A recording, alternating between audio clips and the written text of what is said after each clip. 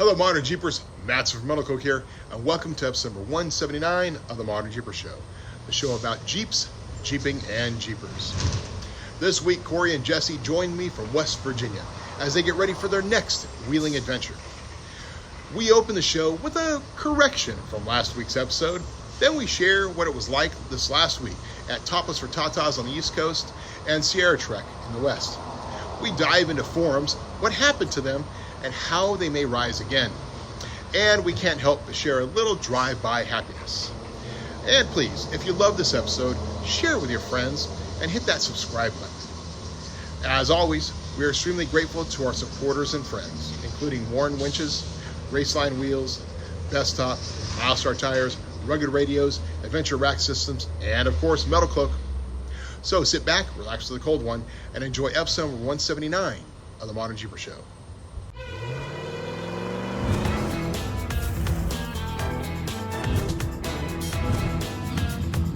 The Modern Jeeper Show, the show about Jeeps, Jeeping, and Jeepers.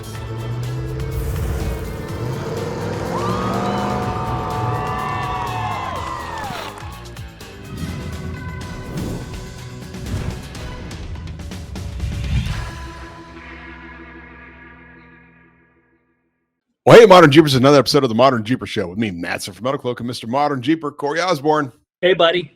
Hey, Rockstar Jeep Girl Jessy. What's going on, Matson?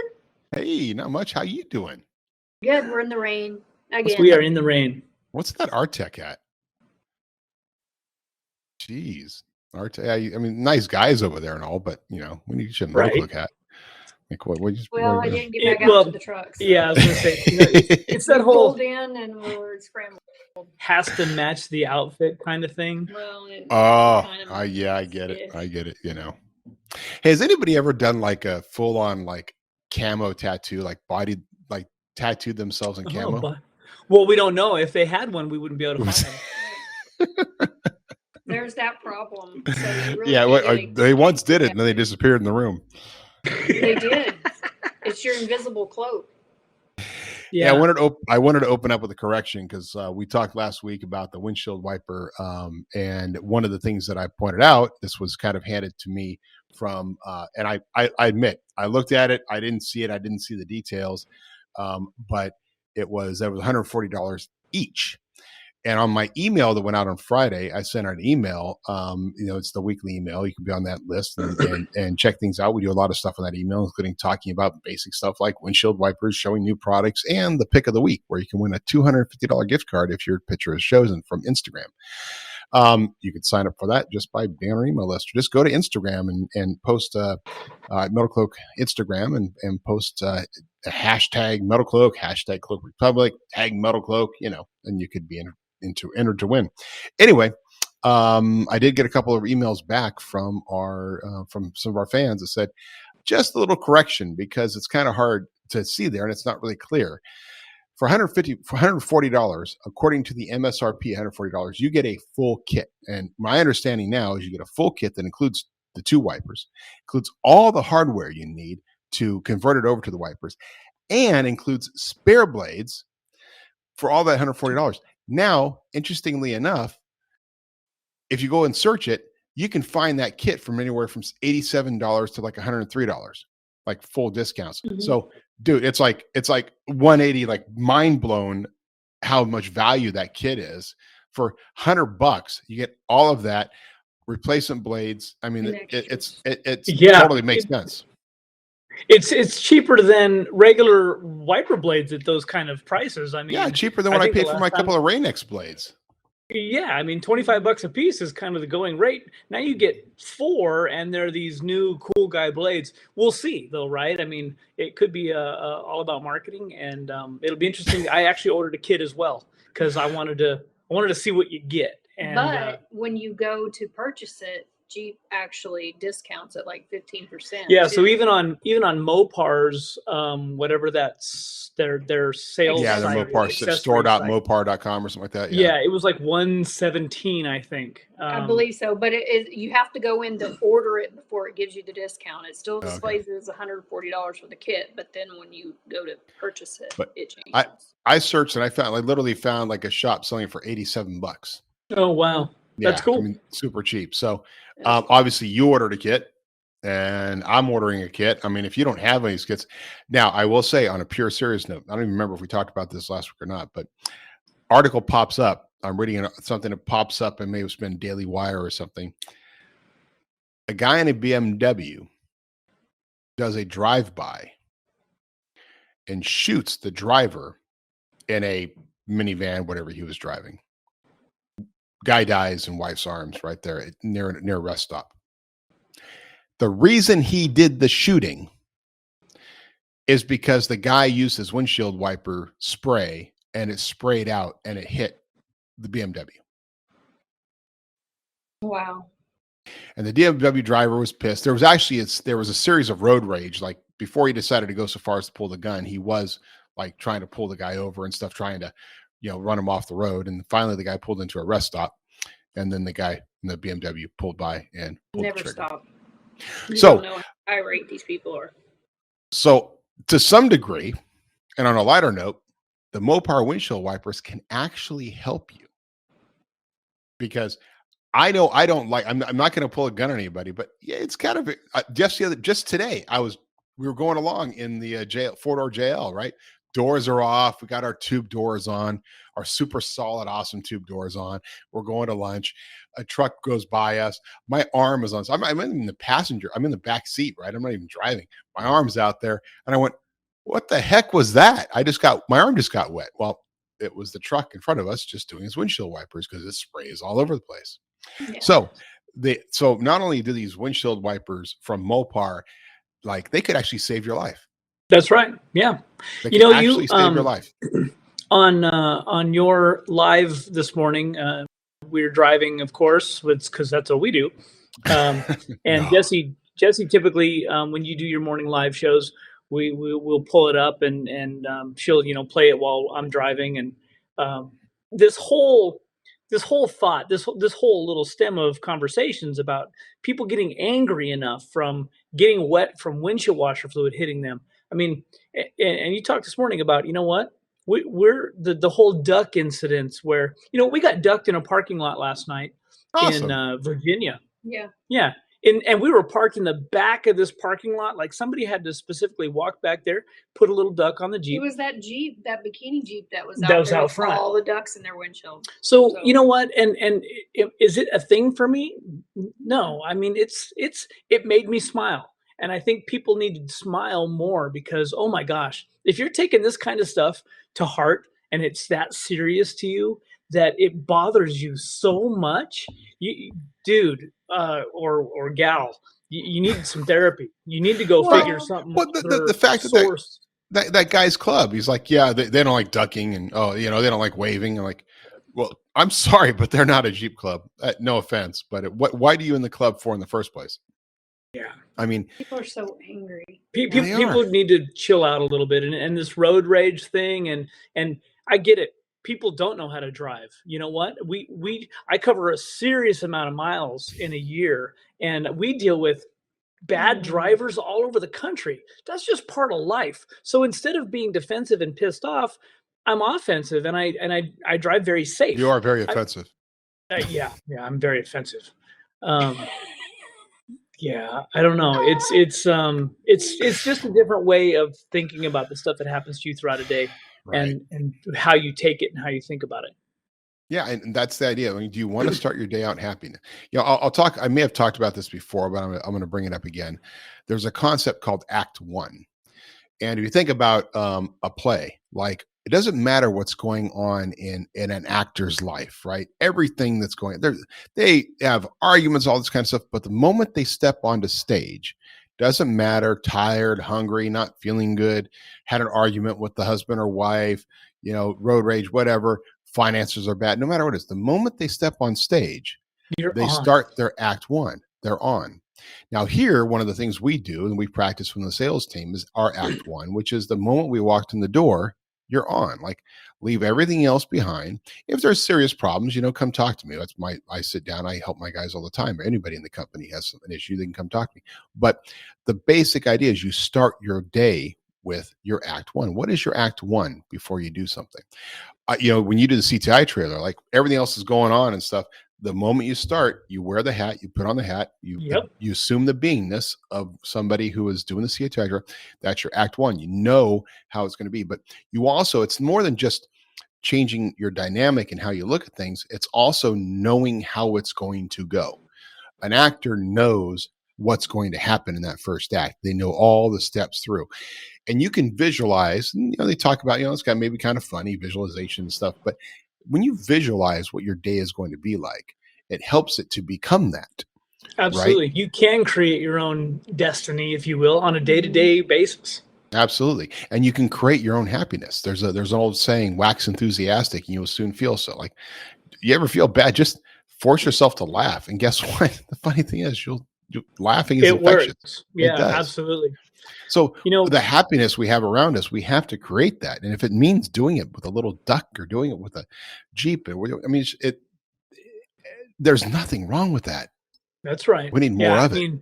We're very fortunate, and typically when we go to a Jeep show, and I think that's why people enjoy going to shows and events and things like that, because it's a place of like-minded individuals to come together and be happy and share some of these experiences. And we going to I got to shout out to Chantel and Chris Kern at Topless for Tatas. That was the 14th year they've had that event. It's been that long? Oh my gosh. 14 years. They've donated a total of $500,000 of back into research and cancer research and awareness. And I mean, it's phenomenal. And Chantel's very passionate about what she does and where that money goes. And when there's any kind of a question about, oh, yeah, you guys have all these Jeeps and stuff, you're just taking the money from these events and using it personally. I'm here to argue with those people. And if you don't believe me, you can contact Chantel directly. They donate 100%. Her and Chris have real jobs. They have a real life outside of all of this time that they dedicate to raising money for cancer research. And it's pretty incredible. It's really a fun thing to watch and be a part of, and to know that they're 100% of the proceeds from these events. You go buy a shirt, you register for the event, you don't buy a shirt, you buy whatever. Every dollar goes into the charity. And they do it for the love of the people that they service. Yeah. Chantel's very passionate about the breast cancer awareness. Yep. And every participant she touches, she talks to, she waves goodbye at the trail. When we're on the trail with her, she's waving and stopping and talking to everybody, making sure they're having a good time, making sure. So what I'm trying to say is when you see Topless for Tatas, go buy something. Yeah. Reach out to them. Yeah. Well, yeah, sure. You can go to the website, and the website has items for purchase, right? Yep. Yeah. Totally. And they do get to other events. They travel around a little bit. I believe they'll be at Pigeon Forge. They're supposed to be. Yeah, they're supposed to be at Pigeon Forge. Nice. For Jeep Invasion. It was cool. It's the first time I'd ever been to Roush Creek, and we got to spend. We were out on the trails for 3 hours or something, and it was fabulous. We had a great time. And I will throw out there though that my little LJ, and I say it's little because it's only on 38-inch tall tires. We were behind Chris and Chantel on 42s, and our new friends, AK and his wife, were behind us on 42s. We ended up helping both of them, and the LJ had no problems. But yeah. Anyway, and then Chantel let me drive for a little bit, so it was yeah, that's okay. Yeah. Yeah, that's awesome. That's awesome. The little LJ that could. The little LJ, yeah. It's usually the big LJ, but it was the little one. Yeah, it was pretty funny. You put it between two JKs on 42s, it's funny how all of a sudden the LJ looks just like a little Jeep. But, I guess there's a little bit to be said for some driving experience too, maybe. Anyway. Well, we are the modern Jeepers. That means we're the ones actually know how to drive. But we had, Bernie, who runs Roush, does a fantastic job, and it kind of made me step back a little bit and kind of, we all have to remember that on any given day, people can have good days and bad days, and when you have to deal with the public in any work environment, things can set you off a certain way, and like I guess that would be the theme for our podcast today is. You can choose how you react to folks. And for Bernie have to deal with, the group that's tearing stuff up and being disrespectful and kicking somebody out of the park, to the next little family that's having a fabulous time, and him having to show somebody where a trail is on a map or something like that. Those kind of things hit you all day long, back and forth, and you can kind of go up and down, and it's a big roller coaster ride. But we are blessed with being able to spend time after Topless. We headed down to our friend at Mount Zion, Michael Cashman's shop, who, if you guys are in the York, PA or Dover, PA area, Mike has some new digs as the first of the year. Same location, but his shop is amazing. And wow. We Awesome. we talked a little bit about it, and I asked him, why? What was the purpose? What is your goal? And he says, you know what? He's been there for so long, and he's all in, and he kind of just conveyed that and saying, you know what? This is my passion. This is what I do. I want to provide a good workplace for my customers, or I'm sorry, my employees, and give my customers 100% of what we can do for them. So you kind of go, wow, he was in pretty good shape. He didn't have to build a new building. He wanted to, and he wanted to, I don't know, do better. And I think that everybody in this industry, if you're successful, that's kind of that sign of, you know what, you don't rest on your laurels. You kind of go, hey, I'm in this. This is my life. It's my passion, and I'm going to put 110% into it. And he's also in the community. He's on board in the town, and he's an influential guy.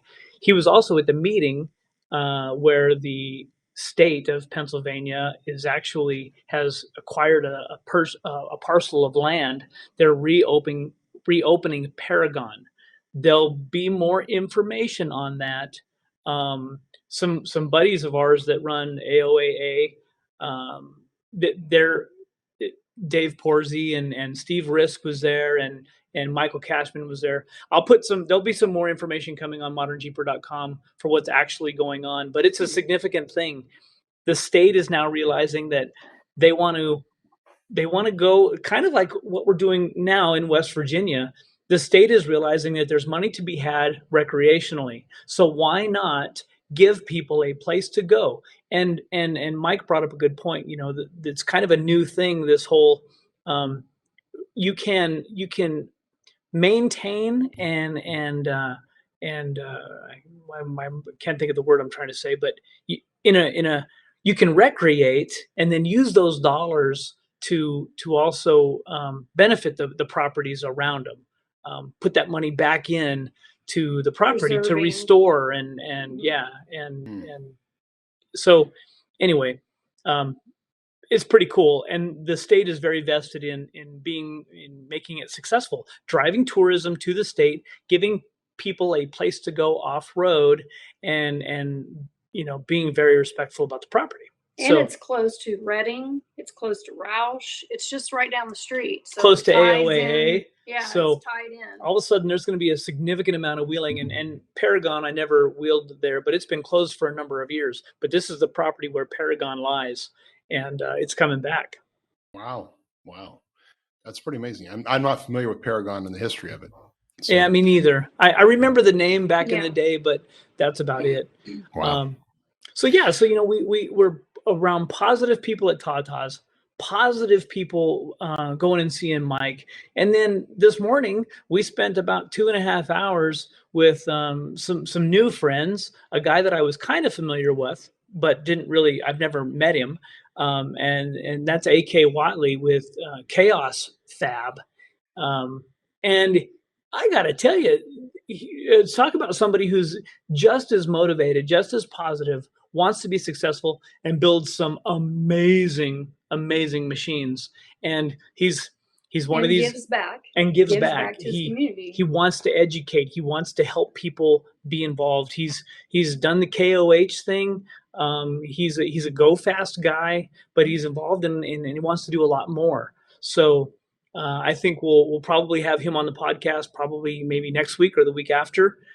We had a little bit of conversation about that today, and it was fun to talk to him because he's very OCD like me. He's very, very detail oriented, and he's all, again, he's another guy that's just all in, and he's in Winchester, Virginia.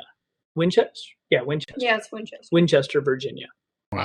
Wow, that's cool. Because I've heard about AK. I've never had a chance to really talk to him and stuff, but he kind of can have a reputation of being the opposite of that, and so it's pretty cool to see that he's very passionate about beliefs and being right. Yeah, he's a strongly opinionated gentleman that is really smart, and he's got reasons that he backs it up. Does what he does and why he does it.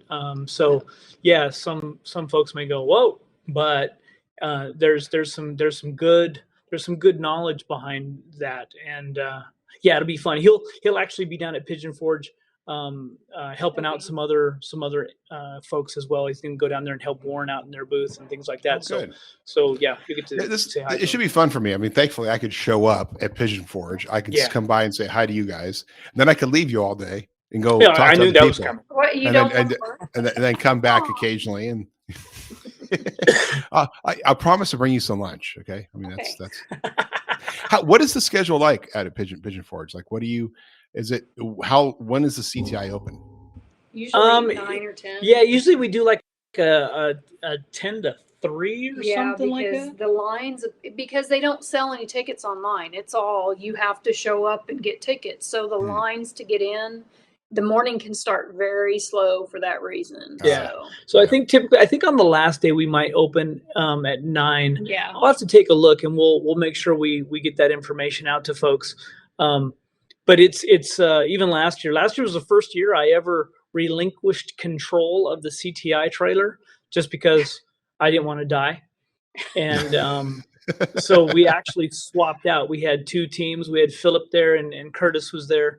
And Curtis, John was there, rotated. And we just kind of rotated out to give each other a break. Good. But, Will will be out there. He'll be there the whole time, so it's cool and of course, just those you guys are listening, you're going to be out there. 350 shirts got printed. 350 shirts as giveaway, and they're totally different than what we've done in the past. It's a beige with the brown printing and orange as opposed to the white printing and orange. So it's something a little different, a little bit more, right on. A little more country. So we got those at 350 shirts to give away over those. What is it? 3 days? Thursday, Friday, 3 days. Yeah. Thursday. It's a big show, and I'm going to be, I don't know. It'll be interesting to see how it goes this year. Last year was the first year they put us on the upper deck.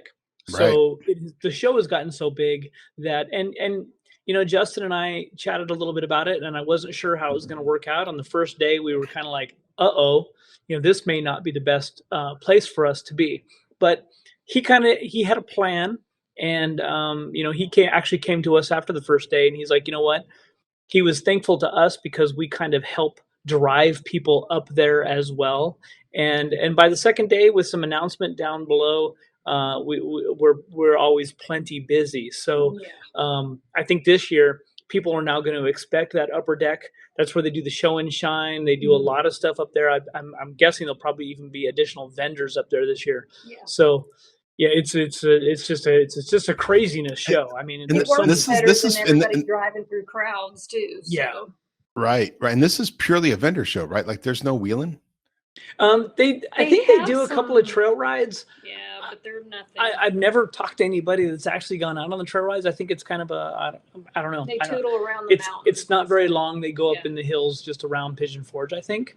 Unless that's changed, and I don't even know how that works because we're always so kind of driven into the show side of it. But it's a fun, Pigeon Forge is such a cool destination. Number one, it's Tennessee. And number two, it's a place that is so family friendly. There's so much around there. Literally, you could bring a family there and not get to see or do. I mean, there's got to be a go-kart track at every other block and arcades. And it really is just a tourist destination. Yes. Isn't that big party, big party. So Dollywood or something up there? Oh yeah. Yeah, Dollywood's there. Yep. Wow. And you have Gatlinburg, which is just 20 miles up the road. Through the Great Smoky Mountains. It's a pretty drive. Yeah. Sweet. Wow. It's an awesome looking little town. It's very country and oh yeah, and Jesse brought up the kickoff party, which we're still working on the details, but it'll be Wednesday, and Jeremy Rowe at the Hard Rock. Jeremy Rowe will be there, and it'll be fun. Well, that's good. The Hard Rock. I was going to ask about the moonshine opportunities out there, but oh, there's plenty. Plenty. In fact, right in the LeConte Center, in the center down there, right below where this show takes place, there's a place called, I think they call it the Island. Yeah, it's the Island. And there's like it's called the Smoky Mountain Moonshine Place. There's a bunch of places to eat in a Margaritaville and all of that kind of stuff. Wow. Yeah. Amazing. So we just got back from Sierra Trek. We did the Sierra Trek over the weekend, which was John did awesome. Yeah, John made it all the way up Fort Ice. Cool. Never had to pull line. That's cool. There were moments where people were doing stuff, and partly came from guys trying to figure out the lines, unfortunately having a guide who didn't know what he was doing, because they go up in groups, right? And so and they had a group, and once they kind of figure out the line, then it works out better for everybody. But if they're sending people up the wrong line, then it can take forever, and everybody gets winched. So John, by the time John got there, was like, okay, good, this is the line. And boom, boom, boom, right up it. So that was Windshield 4 was the biggest cluster, I think. Windshield 2 was a little trouble because they usually have guides for spotters and rock rollers basically for everyone. They didn't have anybody on Windshield 2 this year, but Windshield 2 was never really that big of a challenge, right? Although it changed. This year was great. Like all the windshields were in good shape. So people go through, and in fact, some were saying that the bypasses might have been a little bit hairier than the windshields this year. So that was great. Wow. Yeah. So I didn't get a chance to go, but what's that? Did you camp? Yeah. We showed up with the kids. So it's interesting. We go to Sierra Trek. It's Meadow Lake is the campground, and you can actually look it up. There's a state forest campground called Meadow Lake. Right next to that campground, though, is private property. There's also some PG&E campgrounds down there too. But the event's actually done on the private property. You go off the 89 from Truckee. So it's about an hour and a half drive maybe to from where we're at here, MetalCloak to Truckee. You pull off, you go down the 89, and then about 14 miles in, you take a right and you start going out some back roads. Some of the roads are paved, and then you get off, and there are a lot of roads are not, which is a lot of fun when you're driving a MetalCloak kit or equipped rig, because you can go on these bumpy roads pretty fast and just have fun with it, right? And just go, which I love to do. Go flying through these little sections, being safe, of course, because you never know when some idiot's coming around the blind corner. But then you get stuck behind somebody like a camper truck or a full-size RV. I mean, there are guys with full-size RVs that come in. I mean, taking my RV down, was it Boone Road at KOH? Yep. All the little washboards. Yep. And that's bad enough. You're hearing everything rattle, like, okay, by the time I'm done, 20 things are going to be off the walls, right? Yeah. I could not imagine taking a full-size RV or anything back into Meadow Lake, but people do it. And so, but it's a great drive. That it's a long drive on the dirt and the rocks and everything else. But if you have a MetalCloak suspension and you air down your tires, it's fine. But big bonfire out there, lots of great food. They had the Prairie City is out there, which is our local OHV park, and they had a rock crawling course. So it was a bunch of rock crawling stuff for RC cars. right? So little son Jack, I mean, apparently he's a little genius on this stuff because he was there with little RC perfectly going up these hills, going over, slowing it down, like turning around, going up and around, going up over these big rock hills and stuff. I'm like, well, great. All right. Now another thing I'm going to have to get him into. Having a great time. So it was great. Did a little camping Friday night, stayed for the day and for the booth and stuff and hung out and saw a lot of great people that hadn't seen in a while and then headed out Saturday night. So it was fun. It was good fun. That's good 24 cool. hours. That's cool. Yeah. Also get to go out to the lake when the lake was nice. It's a beautiful lake. Lots and lots of these tiny, tiny, tiny little frogs. It's like you look down and literally the size of my thumb, these tiny frogs, and super, super, super tiny pollywogs like in the water. They're like these little tiny, tiny little frogs. And these little frogs like jumping like you're like, there's a rock moving. Oh no, that's a frog swimming across the water. Well, that's kind of fun for the kids, especially. Yeah, tons of them. Until they start taking and picking them up and throwing them at each other. You know, my kids didn't do that. You know, they respect nature better than that. There you go. There you go. So yeah, it was good. So Sierra Trek was great. That's awesome. Yeah, it was pretty good. Speaking of which, like I brought this up this morning, and it was part of my little thing. But forums, right? You know, we have a Modern Jeeper forum, and we have the forum because we do believe that forums are a better long-term place to be able to communicate, right? Yep. Our world was full of forums. You know, 7-8 years ago, there was Jeep Forum, Wrangler Forum. I think Wrangler Forum, you know, Wrangler Forum, Rubicon Owners Forum, JK Owners Forum, JK Forum, Pirate 4x4. All these were independently owned, and then a couple of companies came in and started buying them all up, and they've turned them into just revenue generators based on ads. And I talked about it in the piece this morning on Instagram on Mornings with Matson Live, and how they just bought them all up, and they still generate tons and tons of traffic, right? But from a company standpoint, there's just not a lot of value of playing in those places because there's not a lot of our core group there. You can find them, but a lot of times the guys hanging out there are some of the moderators that maybe didn't have anything better to do, right? And they're doing that. Sometimes they're not the best moderators. Sometimes they're the bullies that just, you know, likes hanging around because you get different types of moderators. When Pirate 4x4 went and Lance sold that, he sold that in JK Owners. It was gone for a while. Well, recently, and I don't even know when he actually started it, just a couple of years ago, but Irate 4x4 became the new replacement for Pirate 4x4. Similar ideas, right? The fact that it's a no holds barred forum.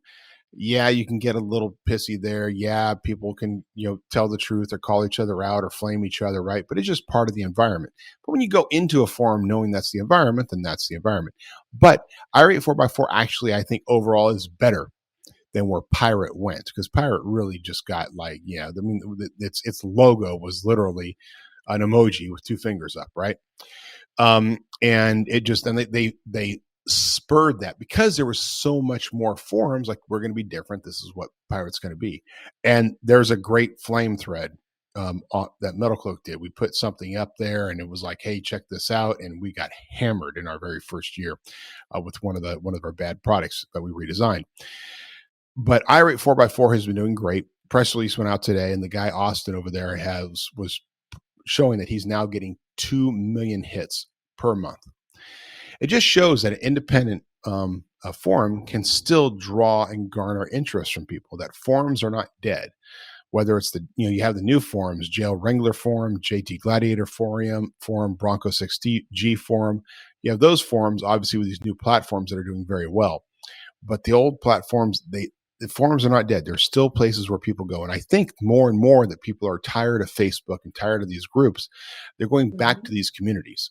So I hope so. I hope that's the case, because if Facebook and some of we talk about this, we've talked about this for the last 2 years that we've been doing the podcast, where if you want information, the forums are searchable. You can just do a Google search and it'll drive you to the forum and it'll answer your question. Right. But I think my problem is people have gotten even too lazy to even Google something and now they're a part of a Facebook group. And I got to tell you, some of these Facebook groups, they'll ask the same question 4 times in the same thread. Like, Right. is anybody reading the comments? Nope. No. People just go in there and they answer the question. Well, the question's been answered 75 times. Yeah. And it's really unfortunate. And it's just a function of that, right? Because you see something pop up here and you immediately go, especially on mobile, right? You immediately go, you see it pop up on your, oh, here's a question, and you start typing an answer. You didn't bother to click it open, read all the comments, because then you got to click it twice to be able to actually see all the comments and then scroll through. Right. There's 75 comments. I'm not going to look through 75 comments, but well, I want to be heard. Comment is, hey, way to read all the answers. And then the next comment after that is, hey, don't give me a hard time. And then you have 15 more comments about, you can just do a Google search and this question's already been asked. And and then the next comment is, again, another guy answering the question again. Like, you sound like you have a little experience with this. Oh my goodness. It drives me crazy. And what it does is it makes me just, I'll post in some of those groups and then I'm just like, you know what? I don't have time for this. I'm out. Like, I'll look at it and go, this guy's going to get 400 responses. 2 of them, the first 2 are probably what he was looking for.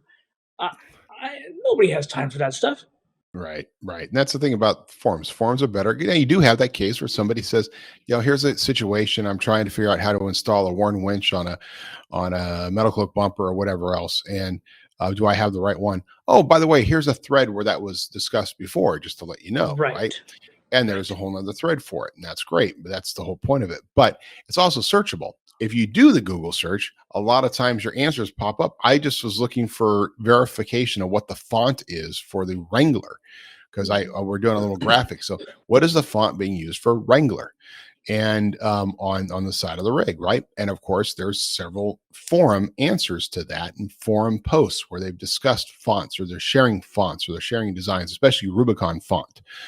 And really, that's the beauty of a forum, is the forum becomes your answer for these. Whereas you're not going to find a post in Facebook that does that. Well, and it's interesting that we've come full circle, right? Because remember back in the day when the forums were very popular, it was CJ, TJ guys. JK was brand new, so there was a lot of questions getting asked, and then it did get repetitive because people were like, that's where the whole flame suit thing would come on, and hey, we've already talked about this. Oh wait, let me guess. Your question is, what size tires can I put on my stock JK?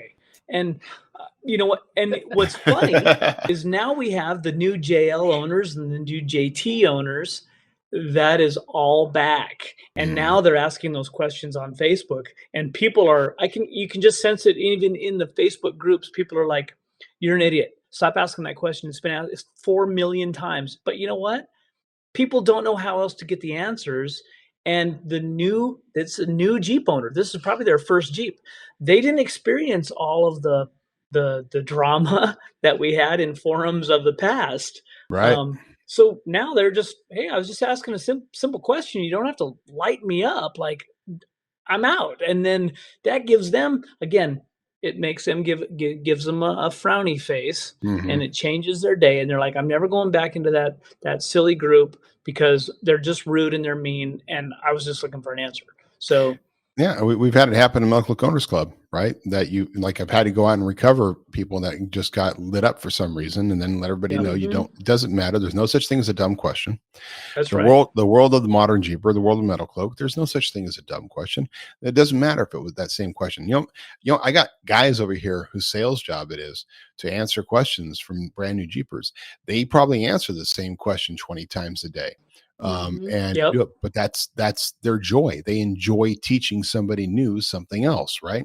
I love the comments. Usually it's about 40 comments deep into some issue that somebody's having, and they say, have you contacted the manufacturer? No, because the Facebook information is far more truthful and honest. You're not allowed to call most manufacturers. You're not allowed to. This is true. You can't call China. No. You're like 1-800 China help me. That'd be a great 100 China help me. It's another shirt. That's another shirt design. 1-800 China help me. then somebody else is going to come up with 1-800 China go F off. Right. Yeah. 1-800 kiss my. Yeah. Yeah. So, so it is kind of cool. I think the forums are still a great place. So check out the forums. Check out irate 4x4. It's just a fun place to be. And again, back to it, like literally, as I said this morning, being a vendor on there is like $25 for the year. That's right? crazy. As soon as those other forums got purchased, like I remember Jeep forum was $250 a year. And plus I was a lifetime member. Like I got paid $100 to be a lifetime member personally, $250. As soon as they got purchased, all of a sudden it's negotiation time. Okay. All right. So it's now $2,500 per. No, I'm not paying that. Right. Yeah, well, we need to keep you around. No, sorry. You're not going to take me from 250 to 2,500 just because you were there. Right. Like, what are you going to give me for all that?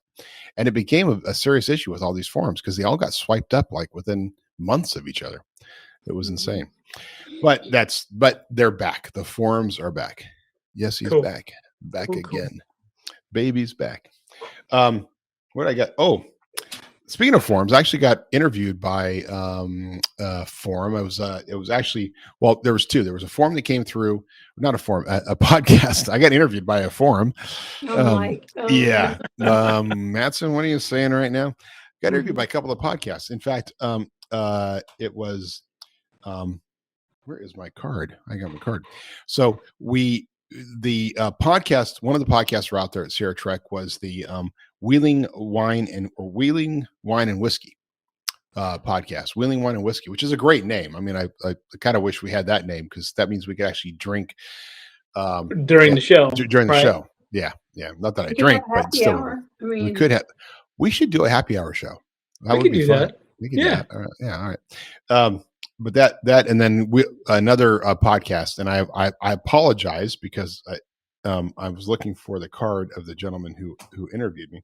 I don't see it in front of me, so I'll have to put some in the show notes. But it was cool just being out there. There were a couple of podcasts going around, Inter Sierra Trek, and just doing little like vendor things, going back and forth. So both of which we talked about coming out and let's doing collaborative. So we'll probably do a Modern Jeeper collaborative show. Which just be fun to do. Plus the podcast that I did with On the Trails, that one's live out there. It went on live on the 15th. So it was yesterday.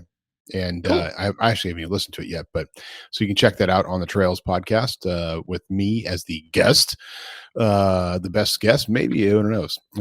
And went live yesterday. So check it out and love those guys. Say thank you to all of them because, we have a great community of people out there. And so far, everybody I've ever met who does podcasts. By the way, the podcast I got interviewed on was a Toyota podcast. So I did show the Toyota guys some love, and it was nice that they showed us some love too. So it was good. It's all okay. We're one big happy family. I'm not touching that. I'm leaving that there. Yep. It's okay. We can all share in our joy of the off-road. That's right. That's right. We are. Should we change our name from the Modern Jeeper to the Modern Off-Roader? The Modern Off-Roader. That's right. Modern 4x4.